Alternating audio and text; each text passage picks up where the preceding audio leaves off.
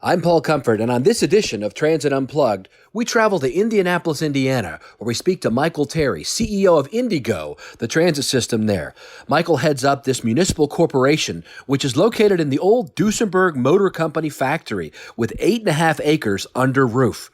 He's brought all kinds of innovations to the transit system, including an on-site primary health care clinic for their employees, which has greatly reduced the costs of health care for their employees and their budget. You'll want to hear all about that, as well as how he was able to get an income tax referendum passed, which is going to fund a 70% increase in service over the next 5 years.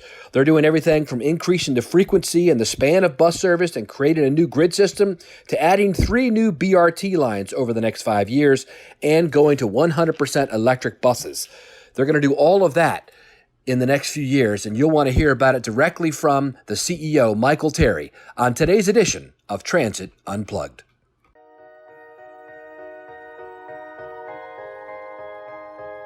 What does it mean to be a successful public transit agency?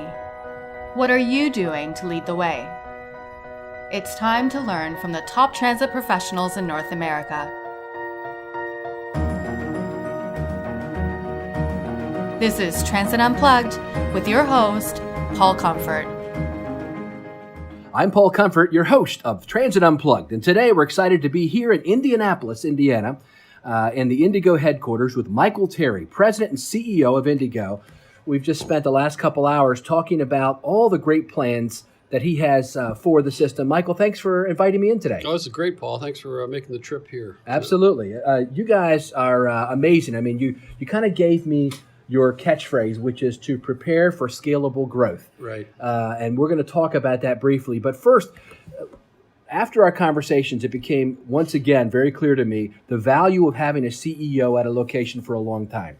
You've been here a little while, and you've kind of like really got IndyGo integrated into the system, into the city, into what's happening here. That can only happen when someone's been here a while. Tell us about your background and how you ended up here. Well, interesting. I'm from Kentucky, Louisville originally, but went to school at DePaul University, a small liberal arts school, and was more like a pre-med major. Okay. Coming out of that, decided to take a different turn and end up in Indianapolis. And then ended up doing my MBA here at Butler University, Big East School, go Dogs. And we, my wife and I have just stayed here, but I got into actually business with the American Automobile Association. Spent a little bit of a tenure there, and then joined the state as deputy commissioner over our state license branch system. It's like a motor vehicle or a DMV, something exactly, like that. Yeah. Exactly. And we have 92 counties and license branches and multiples. And so it was an opportunity to bring efficiencies and the word customer service to state government services. Yeah, what an anachronism. Exactly. It was a new concept. Yeah. Then did some human resource consulting, human capital management for a few years with a small firm. And then had an opportunity to join my mentor and my predecessor here, Gil Holmes, who was actually the commissioner at the motor vehicles, and we'd been friends for a long time, but we had worked and had developed a very good relationship, and we knew each other well enough and how we operated, which kind of to your point of longevity and working, having a team of people together. So I came here in 2003, so I'm in my 15th year, and the board of directors asked me to assume the leadership role here in 2008, permanently in 2009. And so we've had some great opportunities to, again, stability in the sense of leadership here, but not without a lot of pain and anguish, as most of our transit colleagues experience with between funding and human resources and dealing with the public in terms of what do they want in their community. So tell us about the scope of IndyGo. How many buses, how many routes, what your budget is, kind of like just give us the elevator pitch tell us about IndyGo a little bit. Well, we've been operating on, with limited resources as most of our transits are challenged with. We're asked to do the same thing or more with less each year, and our funding beyond the federal, we have some state funding. Most of our funding has been local through property tax, and of course fares of people who ride the system. The system, we have about 31 fixed routes. Okay. We have about 160 fixed route buses. Some Arctics. We used to have a glorious fleet, probably twice as many buses back in the mid 80s, twice as many hours of service, and just erosion that's occurred.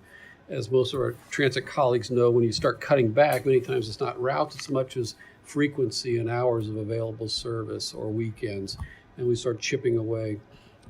So our system, we also run a paratransit service, and we go beyond the federal transit ADA. We cover the entirety of the county. Are you door to door or curb to curb? We are a door to door. Just like most cities are now. Yes. Yeah. And it's the challenges, of course, there pre-ADA to have this service. It's difficult to bring it back to the 3/4 mile. Right. So we're covering. So we're looking at creative ways right now and how do we deliver our paratransit services, and we're converting over to TransDev. Okay. From an MB contract, which we've had for years. This is through a competitive process. So your paratransit contracted out, your fixed route you run yourself. Yes. Unionized? ATU. ATU, right? Local 1070. So tell us about your board governance structure. I think it's unique here. Are you like an instrumentality of the city, so to speak? We're a municipality, a municipal corporation. Okay. Similar to what our public library, our airport, our health and hospital corporation, created by our state statute. However, our budgets go through our city council, and we don't report directly to the mayor, but our council has 4 appointees to our board. They're not elected, and our mayor has 3 appointees. So we have a 7-member board, and they've been very good. I mean, it's evolved over the years. And I think as many of us in transit leadership, it's helping to find the balance between what the board's role and what staff and management's role. Yes. And I don't want to encroach on either side. Right. In helping to develop your board and helping gain that trust that you have to earn, and the confidence as you build your team and you're delivering. So it's been very rewarding. I think I'm very pleased we have a very good board right now. Yeah, I think you must have earned their trust, because in just a moment we're going to talk about a 70% increase in service coming here. But first off, I got to comment on your building. Yep. This is a phenomenal building. It's really like, I don't know what you call it, Art Deco or something. Tell us about the history of it a little bit. Pretty neat. It's based off of the foundation off the old Duesenberg Motor Car Company, where they would build Duesenbergs. And in the mid-'80s, this property was, a portion of the buildings were renovated but expanded, and we have 8.5 acres under roof. Under roof. So I'm all telling of our you, buses are here. listeners, you would be so jealous if you saw his facility here. It's phenomenal. It's wonderful, and it will accommodate the expansions that we'll be talking about in a minute as well. But the facility is it's really phenomenal in the sense of the location we have right in the urban core, and the accessibility as far as central location. Yes, you're right near the downtown area. It's great. Yeah. The city is laid out really great here, I think. One of the best planned cities I think I've ever seen in a downtown area.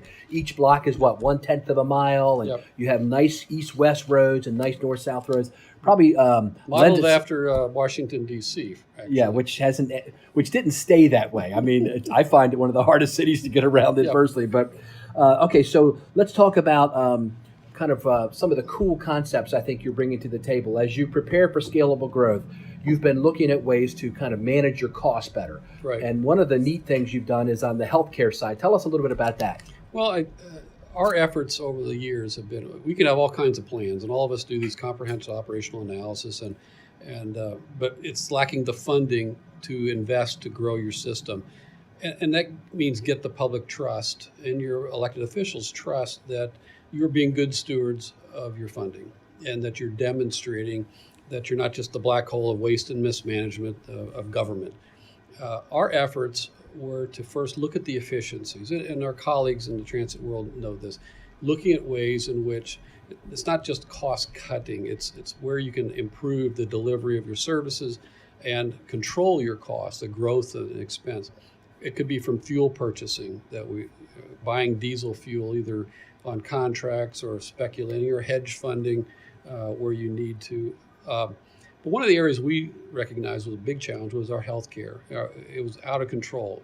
We have a union contract where we have to negotiate the benefit, the plan itself. It's not just a split. And that we had no deductible when I first started, which means there was no personal responsibility that people felt. What are my prescriptions going to cost if I'm going to have a treatment someplace, or which hospital to go to? Also, our loss ratios were over 115, almost 120% loss ratio. The healthcare providers weren't wanting to write our business. And so we sat down with, in this case, Blue Cross Blue Shield Anthem, and worked with them to say, if you would commit to holding, we're going to start a wellness program, personal accountability. And then we said, we're going to have a on-site primary health care clinic. And so we contract right now with a company called Activate Health. We have a on-site doctor, Dr. Molly.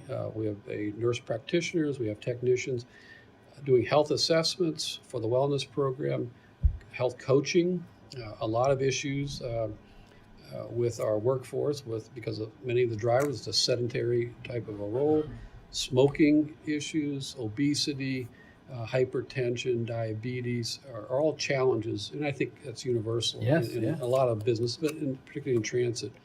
70% minority, which and about 500 employees. 500 employees. So we're trying to get our employees to pay attention personally to their health and start bringing down our healthcare, at least the growth of our healthcare. So since I've been here, we've been able to, over the last, say, 5 or 6 years, implement the wellness program, starting to be very effective. Loss ratios are coming down. We're starting to get competition then too. We're now, it wasn't just Anthem, other healthcare providers, which was excellent. That's one of the things we wanted. We also wanted to improve the productivity and absenteeism that you would have. So that started to stabilize as well. Right now, we're operating at in the 70% loss ratio. We have a good, the workforce is getting healthier. We have competition. The last couple of years, we've either had no increase or a reduction in our healthcare cost. I want to highlight that. I don't know anybody else who I've talked to recently who's been able to have, for 2 or 3 years in a row, flat or reduced prices for their health insurance, and it's really a phenomenal. We went down and looked at his clinic, and it's right here in their main facility. I think they gave you a physical, didn't yeah. they? Yeah, Maybe not. No, I've got to go see my own doctor. No. Yeah, but that's just a really good practical way to manage overall costs, to show that you're being a good steward of the taxpayers' funds, so that then they'll be willing to invest a little more in you for the future. So let's talk about that now. What happened with this referendum, and what are you doing with that money? Like many of our transit systems, it's years in the making. It requires a number of toggles to be switched on or off. State legislation had to occur to allow for a central Indiana opportunities for increasing funding, which they tied to a referendum. And it allowed for a income tax, which is not the best, as we know, for transit. But for us, that was what was given to us. So when 98% of your population isn't using your service, you need to demonstrate that you're worth investing in. And that's been a theme that we talk with our employees here and our team members, that would they invest in us? Yeah, we're a public entity, but we're stakeholders of the taxpayers. And if they're not proud of what they're doing and what they're delivering and how we're delivering it, why would anybody else feel that way? So we worked hard to be able to present a plan, develop a plan. Over the years, our comprehensive operational analysis, we came up with new strategies. It's not more and more and more. It's here's the dollars, and we redesign the system. And this is discussions that I know that are occurring in other cities. What's the best use of mass transit? What's the role of mass transit? We can't be all things to all people. And I know it's a challenge when you have governance, city councils, and everybody wants a chicken in their pot. But the greater good that comes in, where are our competencies? Where are the best utilization of our services? So we would work with Jarrett Walker and Associates, looked at differently at what does the city want? There's a lot of public input process. And the input was focus your resources on on high frequency, available service every day, but looking at where the density and the highest productivity will occur. So that's where we've designed the system. We went out in 2016 to the public with information about how the system would look, a 5-year strategy, which would increase service by 70% with a 0.25% income tax. And that's bringing in about $54 million a year, you think? To be used in combination with operating capital. Some of that would be funded through some bond payments. We've run the 20-year cash flow, and with our current funding that we have, we were very stable. Good. So you've got what's coming right now. You showed me some really neat things that are coming. Well, we looked at it with in the design. We've not had bus rapid transit, so there's rail. Our area, we just didn't feel like rail was going to be cost effective. Plus, in the infrastructure that were the routes we were looking. So we have 3 bus rapid transit lines. This is a 5-year implementation strategy. The first bus rapid transit will occur, right now it's under construction contracts. We've not completed a notice to proceed. We have a small starts grant that we're waiting to have finally executed, and hopefully by March. So we're about $75 million of federal money. It's about a $96 million project with all the design. That'll be a 13-mile. Half of that will be in dedicated lanes, stations in the middle of the roadway. We're going to be using 60-foot full battery electric buses. Actually, our whole fleet, we're committing to moving to full electric. We've had the opportunity to have 21 electric buses for the last couple of years, and we feel this is the direction for us to go, especially with the competitiveness and also the technology, the evolution that's occurring with the battery technology. So there are 2 other bus rapid transit lines that will overlay existing high ridership routes we have right now, and those will come over the next few years. They're starting the design work for those. But the big kicker, it's not just that's the new shiny fast always gets the attention. Right. It's the increase in the frequency and creating a grid network in the high density areas where a frequent route, meaning 15 minutes or better, will connect with another frequent route for 15 minutes or better. Right now, you might have an hour frequency connecting with an hour frequency, which is awful. For those who have choices, they're not going to ride. Those who don't, it's terrible for their commutes and use of the system. So increasing the frequency on routes, the span of hours of service, which many times we don't always talk about, starting earlier, running later, weekend service, every route, every day. And this will occur, again, it's a 5-year strategy. We committed to our city council and our board when we went to present our budget for 2018 that this is a ramping up. We can't just hire people for 2019 when we're going to, June of 19 is when we say pull the Band-Aid off, is when our first rapid transit line would open up, and we'll make the most major investments in our system. We said in 18 months, we're going to implement 70% of our 5-year plan. So a 70% increase of the whole system, but 70% of that 5-year plan within 18 months. Wow. So a huge lift. Yep. Hiring operators, mechanics, supervisors, other departments that need to ramp up. And you were telling me earlier, you're basically here in a full employment area. Unemployment is low, so it's going to be a heavy lift. Well, working, especially when looking at the technology side, the lack of CDLs that we're looking to do our own CDL training. We've been contracting out. We've been paying for people to get their CDLs. So we're changing the way our training works at this point. Also I want an open for the community. If somebody's interested in learning more about how to get a CDL, we'll have a free class. Come in and we'll talk about getting your learner's permit. It's a recruiting opportunity for us. Right. But we'll pick and choose or hope these people learn more about us. But then if those we hire who don't have their CDLs, we would train them and go through, and then they do their testing at the state testing location. Sure. So you're the phrase that comes to my mind is you're turning Indianapolis into a transit town. Yes. Well, we're even with the investment that we're making, doesn't put us into the top tier. And this has been a real challenge when we're in a very fiscally conservative market. Mm-hmm. And right now, our transit system is probably ranked in the 80s in terms of the per capita investment. This new investment is only going to take us up into the 65th, and that's assuming nobody else moves. Right. And if we're the 12th to 15th largest metropolitan area, that still doesn't bode well. But I think our challenges are to, one, effectively implement what we said we were going to implement. And this gets to the point of establishing in the past this an organization that's prepared for scalable growth, that the foundation is strong, just like any other system, any other business. You don't build on sand. You've got to have a good foundation and the structure. And that includes things like leadership and management training and development, getting our workforce prepared as we add other individuals, seeing career advancements.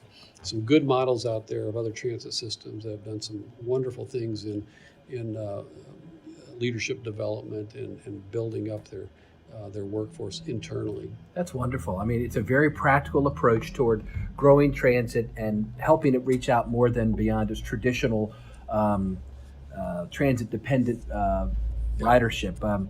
It's reminiscent to me of in Baltimore, there was a guy named Kevin Quinn who was my planning director, who I call the architect, if you follow the Matrix, you know. He's the architect of the Baltimore Link system.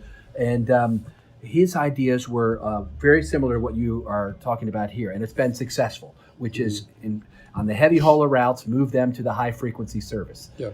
And expand the hours to when you really need them, etc. Now, one thing you're talking about doing, I don't know if you can talk about it too much, but is what's the role, once you ramp up the service levels to higher service levels, what's the role of transit in helping university students and public school students? And then your theory, which I really like about, getting them to ride early so that they become transit adopters to their lifestyle. Yeah, I mean, we the old days, Right. we used to be called Metro, and this is prior to the desegregation, yellow school buses, and the urban cores moving students around. People would use public transportation system to get to their schools, but you had neighborhood schools. So we're working with and to discussion with our public schools, but also the private schools, the charter schools that are out there, to begin thinking and utilizing the system again. We have two large publicly funded transit systems, our IndyGo, but then our public school systems are running buses.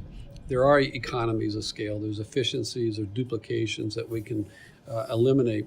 The concept would be, to me, not just back and forth to school, but to make it universally used by students so they can get their general mobility, getting around.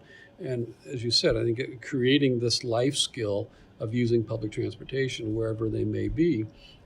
They see that. You're seeing youth nowadays they're delaying getting their driver's licenses. They're not That's right. owning cars as much.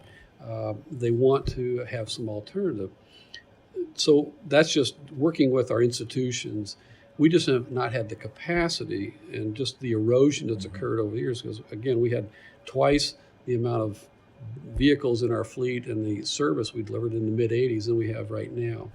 So now growing the system and focusing on the capacity and the productivity of our routes and where the density occurs, we'll start seeing, I think, now universal use of that by some of these more urban-based systems. But this gets to the role of transit, Right. which is we are mass transit for a reason. We look at productivity in terms of how many riders we have. How do we embrace the alternatives that are out there as partners and not competition? And the Ubers and Lyfts and taxis and limos and bike shares and pedestrian walking are all part of mobility. And so we're looking at how can we create an app that says, here's where I want to go and when I want to go, and here are all my options. And those our decisions are determined by price and time, how much time I'm willing to invest, and let the public decide or whoever the user decide, but we're part of the mobility options that are available. And that's where I think transit needs to go. We're not looking at ourselves, we shouldn't be looking at ourselves as we're the only game in town, or that these alternatives are eroding our ridership. They are first mile, last mile, they're complementary, it's another option. We just need to focus on where the best use of mass transit, and that gets into land use and how many shared ride vehicles or just people riding in their single occupancy vehicles are jamming up the streets, that then people want to widen them and put a roof on and put a double deck, and we've invested. Now we got to maintain that, Right. versus having less parking garages and more higher, better use, whether the tax base or the use of that property would provide more density that would support other alternatives. You told me you've got a strategic plan that you're working on as well for the future of the agency. Talk Yeah. a little bit about that. We started this last, actually in December. We have an outside contractor. We know what we're doing. We know we're not changing ourselves in terms of, we are still a transit agency, but it's how we are structured, how we organize internally, and also with our stakeholders or external, to help us deliver those. Or what's the most effective and efficient way of utilizing our workforce, and that our priorities are in a line, that departments aren't out there doing one thing and that's, wait a minute, I'm tugging against another department and competing with resources. We should be moving forward. I envision it like, think of a school of fish. School of fish, they will ebb and flow and be in a group together. When adversity comes, like a shark, they split up quickly, but they return immediately because they're focused. And I know there's a biological reason, but as an organization, looking at ourselves to remain focused, so we're all moving in the same direction, whatever the ebbs and flows may occur. So, not to say we're going to be a school of fish, but we need to be all focused tactically and strategically as an organization.